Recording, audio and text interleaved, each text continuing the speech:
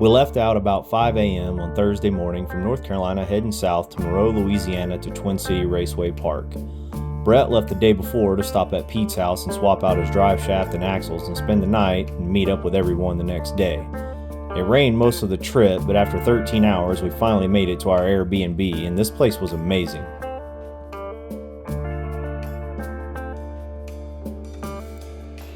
This place had like 3 living rooms, 2 sunrooms, 2 dining rooms, a big kitchen, really nice bedrooms and bathrooms. It was just a really nice house.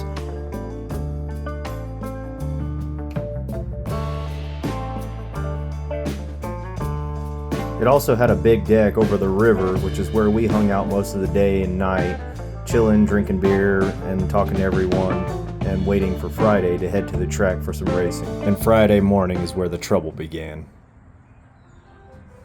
Alright, well, we made it to Louisiana after much ado and many problems. Everyone said we would never make it down here, never come race. Whatever, man. We're here to race. Unfortunately, in the mad dash to get everything done, tested all that stuff, the springs that I had around for the motor had been on a couple different builds. They seem fine. We tested them. We pressure tested them, all that shit. They're 1/800 install height. They're all 1802 to 1807, so they're right where they're supposed to be. You guys know, we went and did the in the 896 on C85 in this combo, but we went back in the heat the other day to see how fast we could go, and the car didn't really seem to perform. It only ran like 9.0s. We were off about 2 or 3 miles an hour. Worse DA, but still. Yeah, 2,000 foot worse DA, but we had sorted some stuff out with the car too. It should have been faster. Suspension was dialed in. So we came back, we put it on the dyno, down low. That's where I screwed up. Yep. So down low it was the same. Up top it was down about 25 wheel. So we checked the plugs. I worked on the tune some. We ended up getting it back up to. We ended up making good numbers, surprisingly. So backed the car up. When we were backing the car up, we did swap the converter also. So we've got 0 testing on that.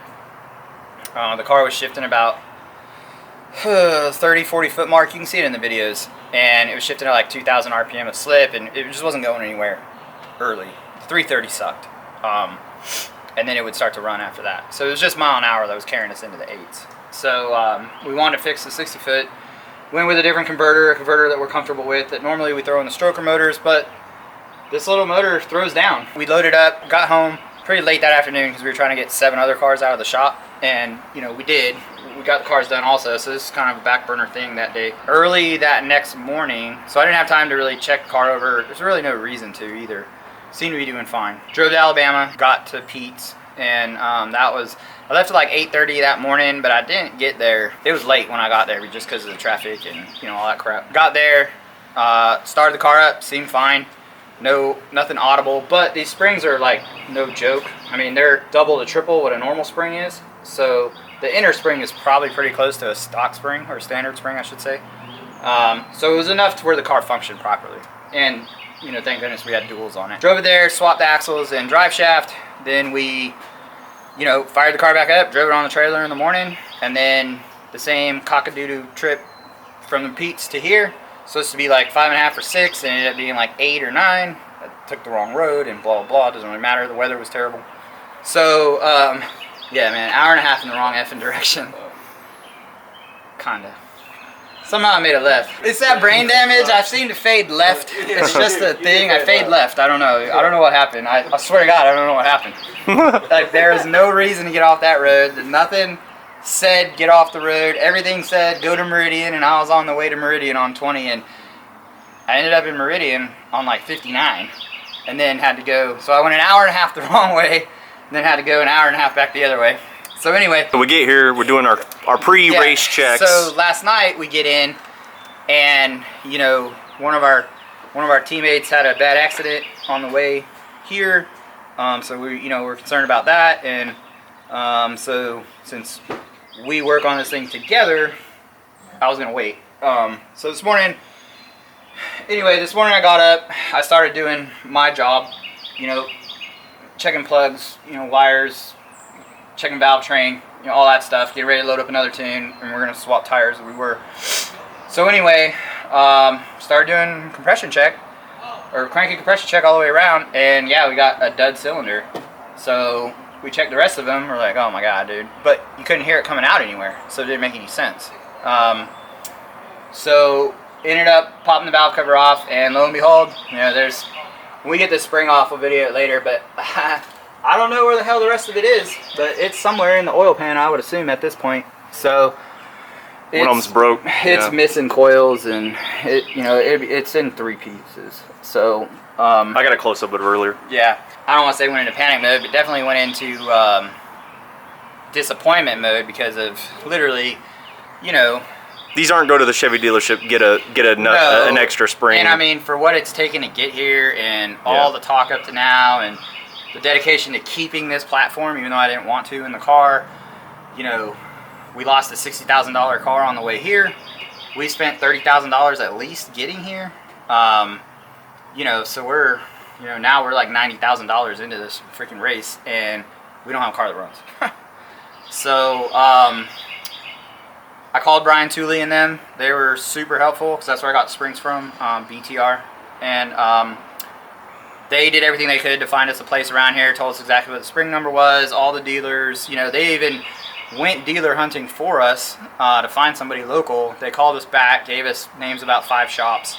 In the meantime, I called Ryan at GPI because that's what this whole race was about. I was telling him what was going on. And then I just asked him if they had any on the shelf. So he ran back in their wherever they have their stuff. Called me back, said, yeah, bro, we got it. And then I was like, well, I wasn't prepared to swap springs, so I need a spring tool also. So he ran back in the shop. He's like, all right, I got you covered. So I sent him the money for the springs. And they loaded them up, and they're driving them down right now. We were supposed to be at the track at 4. I really don't even know what time it is right now. I'm not sure. So luckily, one of our other teammates, Jeff and Kelsey, they jumped in the truck and started driving north to meet Ryan and them, as soon as they can and come back.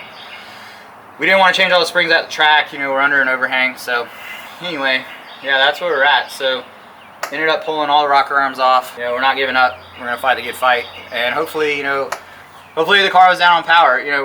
We thought it was down on power, but we really couldn't find a reason. So we started convincing ourselves of different things just because we do this so much that it's like usually we're pretty on point of what we think about stuff. So this one really threw us off, caught us off guard. Well, we're gonna get it fixed. We're still gonna race. Yeah, man. We'll probably be there.